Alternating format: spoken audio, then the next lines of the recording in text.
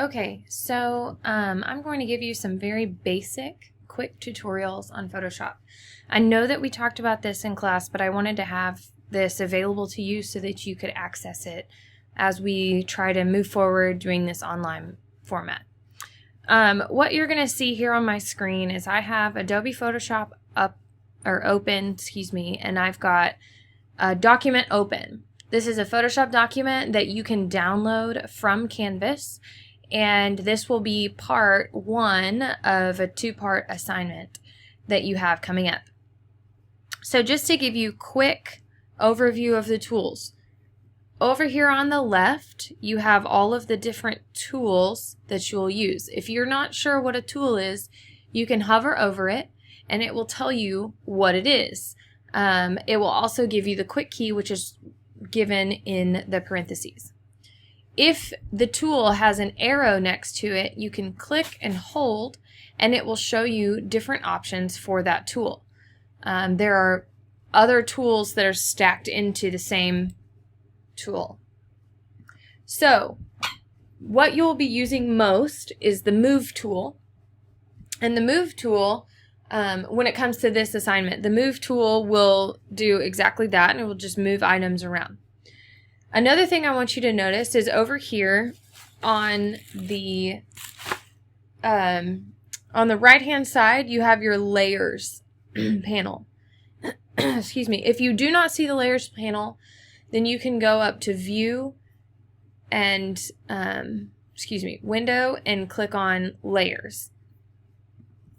So here's your Layers panel, and this is showing me all the different things. Now I have grouped together these labels here and I have locked them so that you can't move those. However, each of these elements here can be duplicated and moved.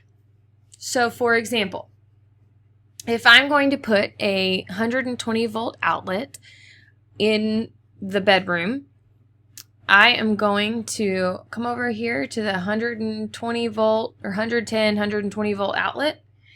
And there's a couple of ways you can do this. You need to duplicate it. So you can either from a Mac hit Command J or Control J from a PC.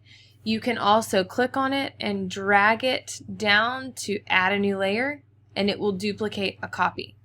From there, I can use my Move tool and I can drag it down here and place it in my bedroom. Now remember, with electrical outlets, as we talked about before the break, an outlet needs to be placed every 12 feet around a bedroom or around a wall, as long as it's not the kitchen counter. So you'll be doing that. You'll be duplicating this outlet and placing it as needed. Now you can put them under a window. This window may not go all the way to the floor. If you want to move an element that you've previously placed, you're going to have to go back and find that specific element. One quick way is to turn it off and on, and you'll see what exactly that is. Another thing you can do is once you have created several, here I'll create another one. Once you've created several outlets for one space, you might want to group them together. Another thing you'll do is you'll want to rotate them because an outlet looks like this on a plan. These stick out into the floor plan. So I'm going to hit Command T or Control T. You can also go to Edit, Transform, Free Transform. And then I'm going to rotate it. You can hold down Shift so it will lock on a specific angle, and then hit Enter, and now I have turned that around completely. So now I've created 3 outlets in this bedroom. So I'm going to select all 3 of these outlets by holding down the Shift key and selecting them, and then I'm going to click on the folder and it'll group them together. Now I can double click over the name and I can rename it as bedroom outlets. And then I know where they are. I'm not going to mess with them as I'm working through the rest of the spaces. You'll do that again with all of the other elements within the project.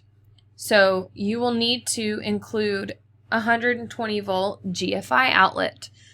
You will need to include smoke detectors.